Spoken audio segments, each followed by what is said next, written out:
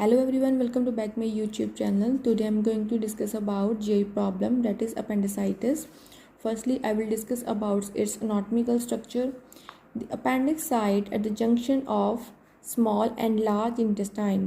जो appendix की site होती है, location होती है, वो कहाँ पर होती है?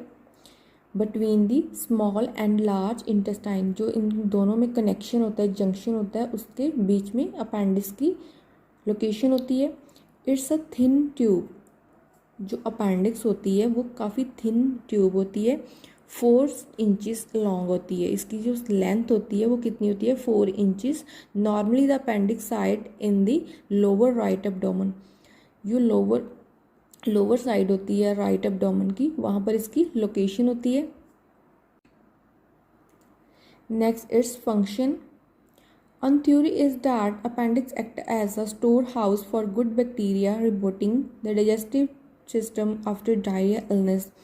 इसका मेनली फंक्शन क्या है कि ये स्टोर हाउस का काम करती है फॉर गुड बैक्टीरिया के लिए, मीन स्टोर करके रखती है गुड बैक्टीरिया को. What is appendicitis? Appendicitis is the inflammation of the vermiform appendix caused by an obstruction of the intestinal lumen from infection, stricture, fecal mass, foreign body and tumor. Appendicitis क्या है कि inflammation और infection होती है vermiform appendix की. इसमें क्या हो जाती है? इन्फ्लामेशन होती है अपेंडिक्स की. इसके कॉजेटिव फैक्टर क्या है, किसके कारण होती है ये? अगर इंटेस्टाइनल ल्यूमन में कोई ऑब्स्ट्रक्शन हो, जो इंटेस्टाइन होती है हमारी, अगर उसके ल्यूमन में कोई ऑब्स्ट्रक्शन हो, मीन्स नैरोइंग हो, तब भी ये प्रॉब्लम हो सकती है. कोई बाहर से बॉडी के अंदर इनर साइड पे कोई फॉरेन बॉडी एंटर की हो, तब भी ये प्रॉब्लम हो सकती है. इन्फेक्शन के कारण भी अपेंडिसाइटिस की प्रॉब्लम हो सकती है. अगर अपेंडिक्स में कोई ट्यूमर है तब भी ये प्रॉब्लम हो सकती है पेशेंट को. Next its pathophysiology and etiological factor. Obstruction of the appendiceal lumen inside the appendix. इसमें क्या होगा कि अपेंडिक्स की जो इनर साइड है उसमें ऑब्स्ट्रक्शन हो जाएगी किसी कारण.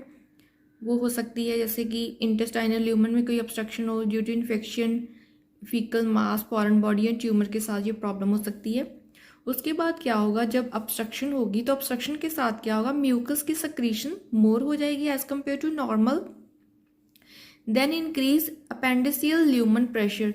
जो अपेंडिक्स का ल्यूमन का प्रेशर है वो इंक्रीज कर जाएगा. प्रेशर इंक्रीज करने से क्या होगा, अपेंडिक्स की म्यूकस लाइनिंग होती है उसमें लेजन बन जाएंगे, मीन्स वूंड बन जाएंगे. वूंड बनने के बाद क्या होगा, जो ऑक्सीजन है वो डिलीवर हो रही है, जो प्रॉपरली ऑक्सीजन, हर किसी ऑर्गन को ऑक्सीजन प्रोवाइड होती है, तभी पेशेंट प्रॉपरली जो उसके ऑर्गन है नॉर्मली फंक्शन करते हैं. इसमें क्या होगा कि हाइपॉक्सिया हो जाएगा. अगर अल्सरेशन की प्रॉब्लम है, अल्सरेशन हो जाएगी अपेंडिक्स में, तो क्या होगा, ब्लड सप्लाई कट ऑफ हो जाएगी, हाइपॉक्सिया हो जाएगा वहाँ पर. Decrease blood flow to the appendix. Appendix को प्रॉपरली ब्लड फ्लो नहीं मिलेगा, मीन ब्लड सप्लाई प्रॉपरली नहीं मिलेगी. उसके बाद क्या होगा कि वहाँ पर बैक्टीरियल क्या कर जाएंगे, इन्वेजन कर जाएंगे. इनर साइड क्या होगा, ग्रोथ हो जाएगी बैक्टीरियल की, तो इन्फ्लामेशन हो सकती है वहाँ पर, स्वेलिंग हो जाएगी अपेंडिक्स की. तो पेशेंट को कौन सी प्रॉब्लम हो सकती है इससे? Appendicitis, means inflammation and infection of the appendix. Next is etiological factor. Fecal impaction and fecality are layered buildup of calcium salt and fecal debris around a piece of fecal material within the appendix. इसमें क्या होगा कि ये faecal की impaction हो जाएगी, mean obstruction हो जाएगी फीकल मटेरियल की in the appendix. Then second, lymphoid hyperplasia. The appendix contain lymphoid tissues that can become inflamed as a result of infection of inflammatory bowel disease. Lymphoid hyperplasia क्या है कि appendix इसमें contain करती है lymphoid tissue को. उसके बाद क्या होगा, लिम्फॉइड टिश्यू को कंटेन करती है, इन्फ्लामेशन होगी as a result of infection of inflammatory bowel disease, means IBD. Next is parasites. अगर कोई बॉडी में माइक्रो ऑर्गेनिज्म कोई एंटर करेगा पैरासाइट, तब भी पेशेंट को अपेंडिक्स की प्रॉब्लम हो सकती है.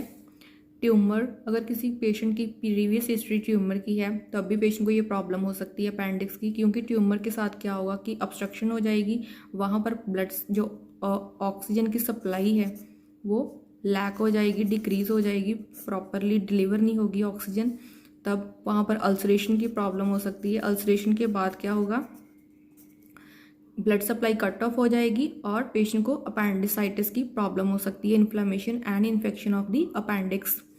नेक्स्ट, फॉरेन मटेरियल, कोई भी बाहर से foreign material inner side enter करेगा तब भी पेशेंट को इन्फेक्शन के चांस इसमें बढ़ सकते हैं।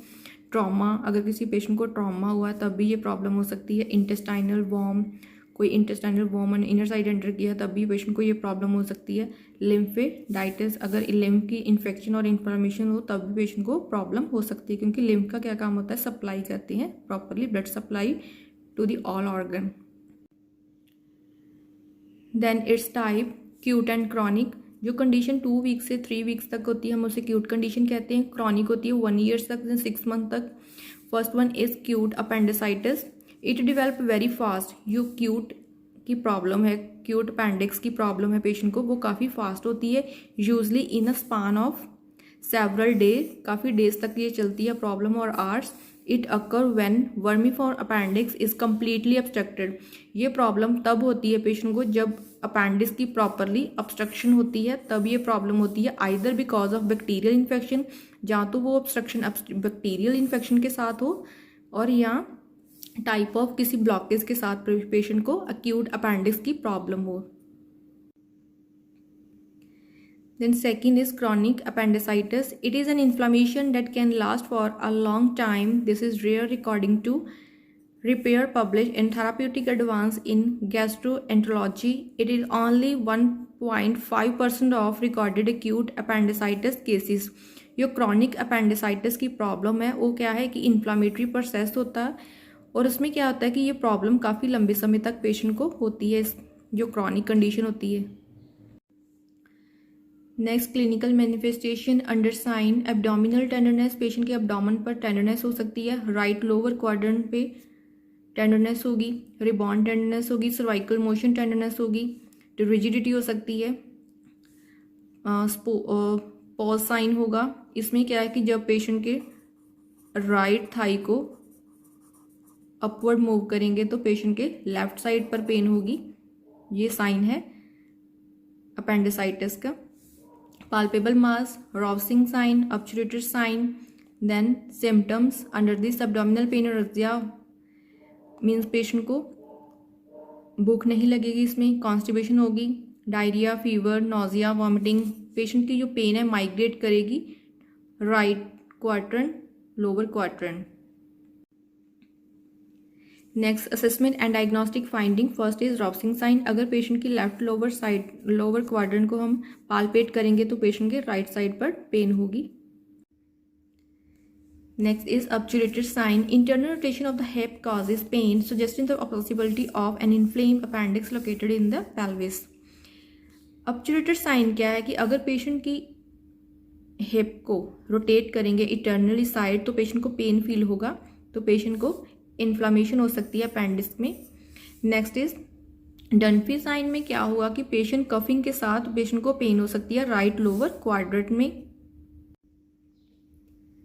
Next one is iliopsoas sign, extending the right hip causes pain along posterior lateral back and hip suggested retro appendicitis.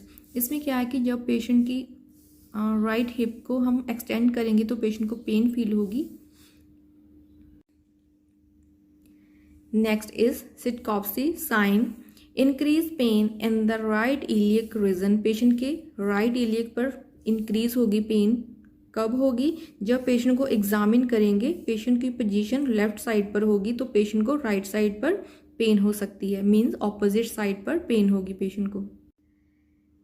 Next, diagnosis, complete history, patient की प्रॉपर हिस्ट्री कलेक्ट करेंगे, previously history, medical, surgical history collect करेंगे, physical examination करेंगे head to toe, palpation के through हम patient की properly investigate कर सकते हैं, सीबीसी करवाएंगे पेशेंट की, complete blood count, WBC, abdominal X ray करवाएंगे पेशेंट के, अल्ट्रासाउंड स्टडी प्रॉपरली करवाएंगे कि पेशेंट के इंटरनली कोई दूसरी प्रॉब्लम तो नहीं है जिससे पेशेंट को अपेंडिक्स की प्रॉब्लम हुई है। नेक्स्ट सीटी स्कैन, पेशेंट की प्रॉपर सीटी स्कैन करवाएंगे। इसमें हम डायलिटेशन देखते हैं कि अपेंडिक्स की कितनी डायलिटेशन हुई है।